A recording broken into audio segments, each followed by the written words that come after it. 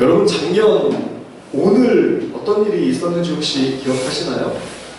1년 전이었죠. 1년 전 바로 이 자리에 그날 비는 안 왔죠? 왔나요? 그날 비 왔나요? 그래서 궁금해가지고 물어보는 거예요. 비가 왔었던 것 같아서. 그래요. 그날 비가 왔었다고 하네요. 네. 그날 여러분들이 혹시 어떤 특송을 했는지 기억하십니까? 제가 가사말을 한번 읽어드릴게요. 아픔 많은 세상에 주의 복음 들고 부르심 따라갑니다.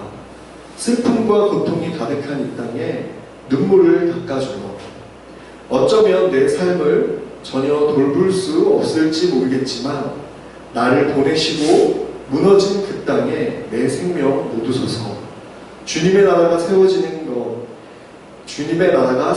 것이 나의 평생 소원. 주님의 교회가 이곳에 세워짐이 마지막 호흡이 끝이 날 때까지 나는 나아가니 그날의 그토록 보고픈 주 얼굴 보니. 기억하시나요? 여러분들이 그때 특송을 했었죠. 이 가사말을 항상 생각을 합니다. 특히 이 가사말을, 마지막 가사말을 생각할 때 마음이 많이 아파요. 그토록 보고픈 주 얼굴 보니. 여러분 주님 보고 싶나요? 그럴 때가 있나요? 이런 생각 해봤어요. 내가 정말 주님의 얼굴을 보고픈 적이 있었나? 쉽게 얘기하면은 빨리 천국에 가고 싶다라고 생각한 적이 있었나? 선교사, 여러분 우리나라는 이제 점점 미전도 종족 국가가 되어 갑니다. 보통 5% 내외, 7% 내외일 때, 기독교 인구가 7% 내외일 때 미전도 종족이라고 얘기를 해요. 여러분들이 학교를 다녔죠. 중학교, 고등학교, 대학을 다녔는데 요즘 대학생들의 기독교 인구의 비율이 약 14% 정도 된다고 해요. 그 중에 저는 어렸을 때 한번 교회 가봤어요 라고 하는 사람들까지 포함해서 14%, 15%라고 얘기를 해요. 실제로 교회를 가는 사람은 절반에도 못 미친다라는 이야기가 있어요. 즉 교회에 한번 가봤다고 해서 기독교라고 손을 들 뿐이지 교회를 가는 사람은 실제로 교회에 다니면서 예수님을 믿으면서 하나님의 자녀로 살아가는 사람은 몇 명 없다는 얘기죠. 우리는 이렇게 미전도 종족 이런 삶을 살아가고 있어요. 선교사가 해외를 나가서만 선교사가 아니라는 겁니다. 이미 대학교에 가도 선교사고 이미 여러분들이 속한 곳에 가도 선교사예요. 왜요? 예수님을 믿는 사람이 없어요. 여러분들이 이제 아르바이트를 하고 직장을 갈 때 종종 이런 얘기를 합니다. 나 옛날에 교회 다녀봤어. 그런데 지금은 안 가. 왜 안 간다라고 얘기할까요? 그런 얘기 많이 들어봤죠. 왜 교회 안 간다고 해요? 목사들이 그리고 교회 성도들이 정말 이건 아니야. 그 사람들이 천국 간다면 나도 천국 갈 수 있어. 나도 충분히 가고도 나. 그리고 저들이 가는 천국이라면 나는 안 갈래 라고 얘기하지 않겠어요? 그렇게 얘기하는 거 많이 들어보지 않나요? 여러분들은 남들에게 어떤 평가를 받고 있을 거라고 생각하십니까? 남들이 나를 봤을 때 쟤를 보니까 교회에 정말 가고 싶다 라고 생각을 할까요? 아니면 쟤를 보니까 진짜 교회에 가고 싶지가 않다. 어떻게 저렇게 교회를 다니고 천국을 간다고 얘기를 하지? 제가 믿는 하나님이라면 난 안 믿을래. 안 믿고 말지. 1년 전에 우리는 바로 이 자리에서 그 특송의 눈물을 흘려 감동을 받고 우리가 그렇게 살겠노라고 벌써 1년이 지났어요. 이제 1년을 뒤돌아봅니다. 정말 많은 일들이 있었고 많은 사람들이 스쳐 지나갔죠. 물론 제 마음 한 구석에도 깊은 아픔과 상처로 남아있어요. 그 사람들이 과연 나를 보고 또는 우리를 보고 어떤 마음을 갖고 또 하나님에 대한 어떤 인식을, 어떤 생각을 하게 됐을까? 내가 과연 잘했을까? 잘못했을까? 1년이 지나서 보통 이런 생각을 하죠. 그래, 한 달이 지나고 1년이 지나고 10년이 지나면 더 많이, 더 좋게 라고 보통 생각을 하죠. 더 나빠질 거라고 생각하는 사람은 단 한 명도 없어요. 그렇죠? 그럴 때마다 저도 마음에 참 큰 무거운 부담감과 짐이 있답니다. 그러면서도 한 가지 꼭 제가 쥐고 가는 게, 그리고 놓지 말아야 할 것이 있습니다. 한 영혼, 한 생명, 한 예배자라도 하나님 앞에 선다. 인원수가 중요하다고 생각하진 않아요. 하지만 우리가 믿는 그 하나님, 내가 드리는 이 예배가 온전한 하나님께 드려지는 예배입니다. 오늘 말씀의 제목이 뭔지 기억하십니까? 오늘 말씀의 제목은 코람데오. 코람데오가 어떤 뜻일까요? 하나님 앞에서 라는 뜻이죠. 산상수훈의 말씀 중에 마태복음 5장, 6장, 7장의 산상수훈인데, 이 산상수훈에 보면 5장에 우리 얘기했죠. 5장에 팔복으로부터 시작된다고 했어요. 팔, 소, 등률, 살가니, 맹보원. 기억이 나죠. 신기하게 기억이 나요. 6장에는 어떤 말씀이 있을까요? 6장에는 구제부터 시작해요. 그래서 구, 기, 주, 금, 제영. 구기, 죽음, 제영. 아주 뭐 누구를 죽이려고 하는데 제영. 저 말고 제영. 이러는 것 같죠? 구기, 죽음, 제영. 구제, 기도, 주기도문, 금식, 재물, 그리고 염려하지 말라라는 이야기가 6장에 나옵니다. 오늘 본문 18절까지는 금식에 관한 이야기까지, 구기, 주, 금까지 말씀입니다. 그런데 이 본문의 말씀 가운데 계속해서 예수님께서 반복해서 하는 말씀이 있어요. 어떤 말씀일까요? 네, 맞아요. 오늘 본문 18절 말씀 한번 다시 읽어보겠습니다. 18절입니다. 시작. 사람에게 보이지 않고 오직 은밀한 중에 계신 내 아버지께 보이게 하려 합니다. 은밀한 중에 보시는 내 아버지께서 갚으시리라. 구제하고 기도하고 금식하는데 어떻게 하라고요? 은밀하게 해라. 근데 이 은밀하게에 더 중요한, 은밀하게보다 더 중요한 게 뭐예요? 누가 보신다고요? 하나님께서 갚으시고 보고 계신다는 거예요. 네가 사람에게 보이려고 기도하지 말고, 네가 사람에게 보이려고 구제하고 돕지 말고, 네가 사람한테 잘 보이려고 금식하지 마. 불쌍해 보이려고 금식하지 마. 오직 누가 보게 해라? 하나님만 보게 해라. 여러분, 구제에 관해서 이야기를 할 때, 여러분, 우리는 솔직히 남들에게 드러나기, 그리고 남들이 알아주기를 원해요. 그래서 어딘가에 뭐 전달하고 드릴 때 어떻게 해요? 이렇게 드리면서 이렇게 사진을 찍죠. 라면 박스 이렇게 가지고서 사진을 찍어요.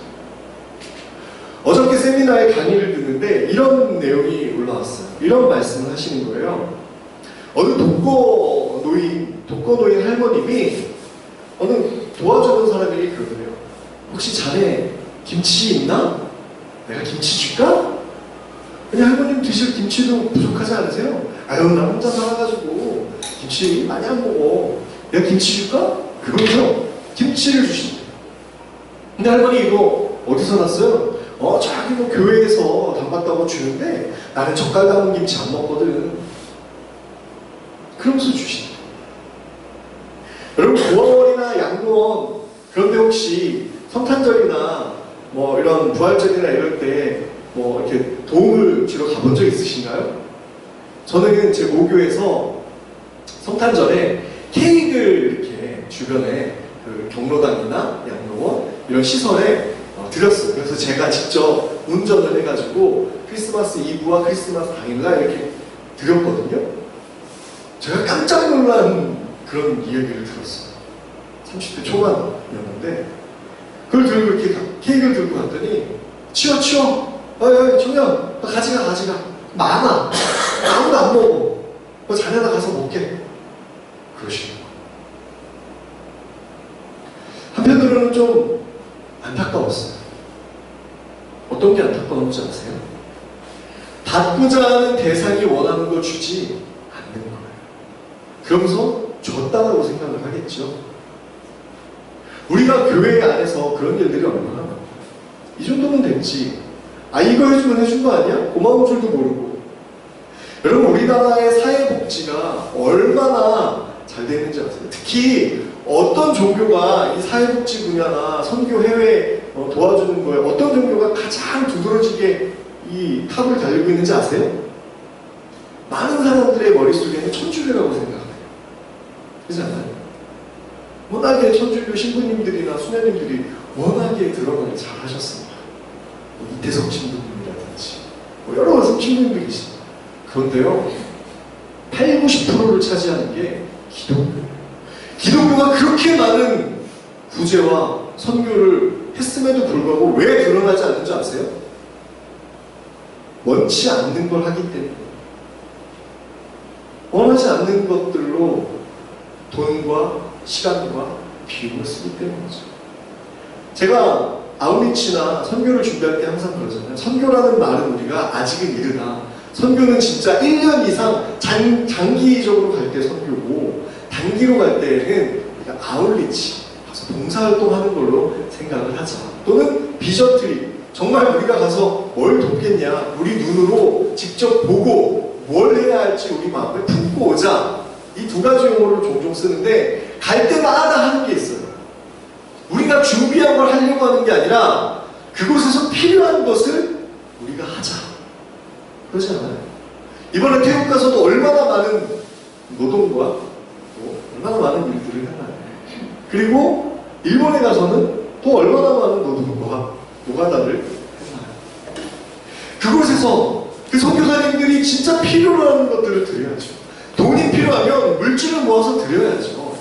가서 노동이 필요하면 인력을 그곳에 도와드려야죠. 근데 우리는 그렇게 하지 않아요. 왜요? 왜 그럴까요? 내 의가 드러나고, 내 자랑, 사람들 앞에 나 이런 거 했어요 라고 보여주려고 그러지 않아요. 그런데 오늘 구제만 하더라도 그래. 예수님께서는 뭐라고 하세요? 1절에 보면 사람에게 보이려고 그들 앞에서 너희 의를 행하지 않도록 주의하라. 내가 잘 준비한 거 보여주고 싶죠. 그러나 그쪽에서 원하는 건 네가 잘 준비한 거를 보고 싶어 하는 걸까요? 그 쇼를 보고 싶어 할까요? 전에 다니던 교회에 아프리카 아이들이 왔어요. 그 아이들이 앞에 나와서 이제 율동과 찬양을 준비하면서 앞에서 이제 했죠. 왜 그런 걸 할까 속으로 생각해봤어요. 그래, 이 친구들이 그런 것들을 해야 우리 교회의 사람들이 보고 이쁘다, 불쌍하다, 도와줘야 되겠다라는 마음이 생기지 않을까. 참 씁쓸한 얘기지만 그런 어려운 환경에 도움을 받기 위해서 촬영을 할 때 최대한 불쌍하고 최대한 안타까운 모습을 해야 사람들의 눈물샘을 자극해서 주머니와 지갑을 연다 라고 얘기하지 않나요? 참 양면이 있는 것 같아요. 또 그런 것들이 보여지고 내가 그들을 돕고 막 어려운 친구들을 이렇게 돕는 것들을 또 보여줘야 이 사람 참 훌륭한 일을 하는구나, 정말 제대로 된 선교, 제대로 된 구제를 하는구나 라고 여기지 않겠어요? 그런데요, 사람들 앞에서 보이려고 하는 것은 이미 자기 상을 받았다라고 말해요. 이미 자기 상을 받은 거예요. 더 이상 하나님 구할 게 없다는 거죠. 너는 구제할 때 오른손이 하는 것을 왼손이 모르게 하여 네 구제함을 은밀하게 하라. 은밀한 중에 보시는 너희 아버지께서 갚으시니. 여러분, 교회 안에서도 한 사람 한 사람 보면 정말 필요로 하는 것들이 있어요. 그런 것들을 과연 보이지 않게, 알게 모르게 그런 것들을 할 수 있는가? 5절 보니까 너희는 기도할 때 외식하는 자와 같이 하지 말라. 그들은 사람에게 보이려고 회당과 큰 거리 어귀에 서서 기도하기를 좋아하느니라. 우리는 얼마나 사람들 앞에 잘 보이기를 원하나요? 저도 SNS에다가 이 교회의 영상이나 사진을 올릴 때 찔림이 있어요. 내가 도대체 왜 여기에다가 굳이 사진을 올려야 하는가? 왜 올릴까? 이렇게 올린다고 사람들이 이곳에 가서 예배드리고 싶다, 이곳에 가서 정말 하나님 앞에 예배드리는 예배자가 되어야 되겠다, 내가 이곳에 정말 헌금을 좀 해야 되겠다, 여지껏 후원 계좌 올려가지고 단 한 명도 외부에서 후원을 해주거나 한 명도 없어요. 오히려 후원 계좌가 올라가면 좋아요 눌리는 횟수가 적대요. 왜 그런 줄 아세요? 아니, 돈 밝히는 사람이니까 보네. 얼마나 돈을 필요로 하기에 여기에다가 이렇게 후원 계좌를 올려. 아유, 진짜 속보인다, 속보여. 그래서 좋아요를 안 누르는데. 돈이 필요해서 SNS에 올리나? 사람이 필요해서 SNS에다 올리나? 사실 이런 딜레마도 있습니다. 때로는 저희 이렇게 그냥 잘 살고 있습니다. 페북이 그런 거라고 생각해요. 나 죽지 않고 잘 살고 있어요. 뭐 이런 거고. 또 인스타그램은 뭐라 그래요? 나 잘 먹고 잘 살아요. 나 이렇게 잘 먹어요. 이런 거 자랑하려고 올린다면서. 그런 거 관심 1도 없어요, 저는. 정말 우리가 하나님 앞에 보여야 될 것을 잊어버리고 살지는 않는 거예요. 오히려 사람에게 잘 보이려고 하지는 않는 거예요. 은밀한 중에 보고 계시는 그 하나님 앞에 진실하게 내가 기도하며 대화하며 살아가고 있는가? 내가 정말 하나님이 원하는 것을 하고 있는가? 내가 그것을 하기 위하여 죽기까지, 내가 내 목숨을 바치기까지 이 교회를 세우고 교회를 통하여 예배자가 되기로 했는데, 나는 1년 동안 그렇게 살아갑니다. 마지막 16절로 18절까지는 금식에 관해서 이야기를 하고 있어요. 보통 우리는 고난주간에 금식을 많이 해요. 고난주간에 금식을 릴레이 금식이라든지 또는 작정을 해서 금식을 하곤 하죠. 왜 금식을 할까요? 예수 그리스도의 고난에 동참하기 위하여 금식을 하지만 우리는 너무 이게 프로그램화 되어 있어요. 마치 너무 당연하듯이 하게 된다는 얘기죠.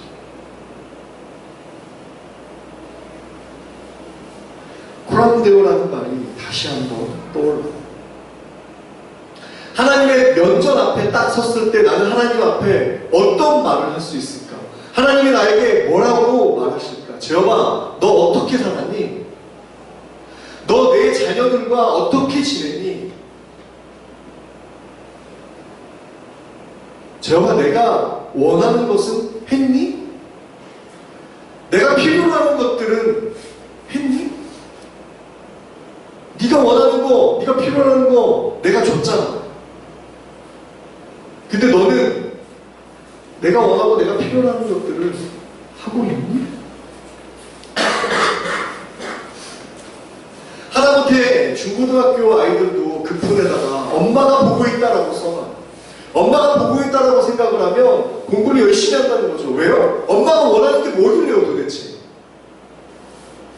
공부 잘해서 좋은 대학 가가지고 좋은 직장 가서 돈 많이 벌고 행복하게? 글쎄 행복한지 모르겠지만 행복하게 잘 먹고 잘 사는 거예요. 그게 엄마가 원하는 거잖아요. 그래서 스카이캐슬이라는 드라마도 나온 거잖아요. 그 결말이 어떤가요? 행복하던가요? 엄마는 엄마대로 괴로워서 자살하고 자식은 자살 자식은 자식대로 아들은 아들대로 망가져가지고 폐인이 되는 그런 모습을 꼭 찍어가지고 얘기를 했더니 오히려 이 세상 사람들이 야 코디가 있어? 우리도 코디를 좀 찾아봐야 되겠다 이러고 앉아있는 거야. 드라마에 전곡을 제대로 본질을 제대로 보지 못할 망정 오히려 엉뚱한 것을 따라가는 거죠. 하나님이 우리에게 원하는 것을 이야기했는데 이거가 아니라 이런 게 있네? 와 이렇게 좋은 세상이 있었어? 세상에 눈을 뺏기고 내 것들을 모으고 내 것들을 이루고 내 성을 만들고 바벨탑을 쌓고 에녹성을 쌓아서 아무도 들어오지 못하게 그렇게 만들고 있지 않아. 은밀한 중에 보고 계신 하나님이 내 앞에 있다면 나는 과연 어떤 삶을 살아야 할까? 종려주일입니다. 종려주일은요 예수님께서 예루살렘 성에 입성을 합니다. 그런데 여러분 생각해보세요. 왕이 전쟁에 이기고 나서 돌아올 때 백마를 타고 정말 수많은 사람들이 모여서 와 함성을 외치면서 그때 승전가를 부르면서 입성을 하는 게 왕의 입성이에요. 그런데 예수님은 어떻게 입성했어요? 아무도 타지 않은 어린 나귀를 타고 갔어요. 그럼 이거 얼마나 꼴이 우습나요? 이거 되게 창피한 일이에요. 한 나라의 대통령이 국빈 대접을 받아야 되는데 자기 20년도 넘은 중국에서 그 택시 같은 정말 달달달달달 이러는 택시를 타고 이런 차를 타고 간다고 생각해요. 여러분 국빈 대접을 제대로 받지 못해도 국가 망신을 받았다고 뉴스에 나오는 시대예요. 예수님이 어린 나귀를 타고 정말 초라하게 입성을 할 때 수많은 사람들이 모였다고요? 아니에요. 정말 초라한 모습으로 종려나무를 가지고 꺾어다가 자기 옷을 깔아가지고 가는 모습이요. 얼마나 비참한지 몰라요. 인간의 눈으로 볼 때에는 말도 안 되는 일이에요. 저게 무슨 왕이야? 저게 뭐하는 짓이야? 그렇게 입성하시자마자 했던 일이 뭔지 아세요? 무화과 나무를 저주해요. 고아와 가난한 자와 이방인들에게 먹을 것을 주어야 할 무화과 나무가 열매를 맺지 않는 것을 보고 저주해요. 그리고 가서 성전 정화를 하죠. 성전을 들러엎어요. 그러고 다시 내려왔더니 무화과 나무가 죽어있더라. 이렇게 예수님의 입성이 시작되는데 왕이 올라가셔야 될 그 길을 초라하게 가는 정말 아무도 인정하지 않아요. 이 예루살렘에 들어가셔서 또 사람들이 인정받았을까요? 아니요. 요한복음을 보면 묵음 처리가 돼가지고 무성경화로 봤을 때에는 왕의 아련이에요. 아무 말도 하지 않고 가려다가 사람들을 끌어다가 무기를 가져갔는데 한 걸음 뒤로 물러서서 이렇게 인사를 해요. 그런데 실제로 어떻게 했어요? 예수님을 파는 자들이 칼과 무기를 들고 쫓아가고 예수님을 잡으러 왔다는 거예요. 그런데 무성경화로 보면은요 예수님 앞에 다 빌라도의 법정에 섰을 때 어땠나요?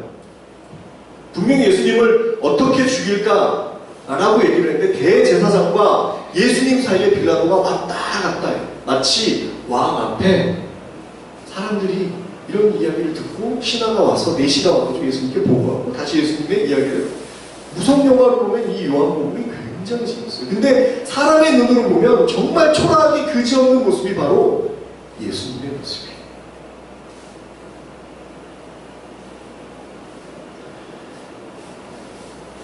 우리가 무엇을 따라가야 될지, 정말 세상의 눈을 따라가야 될지, 하나님의 눈을 따라가야 될지, 저는 오늘 이 기준으로 이야기를 하고 싶어요. 하나님 앞에 나는 당당하게 대답할 수 있는가? 하나님의 면전 앞에, 하나님의 얼굴 앞에 내가 떳떳하게 하나님 제가 했습니다.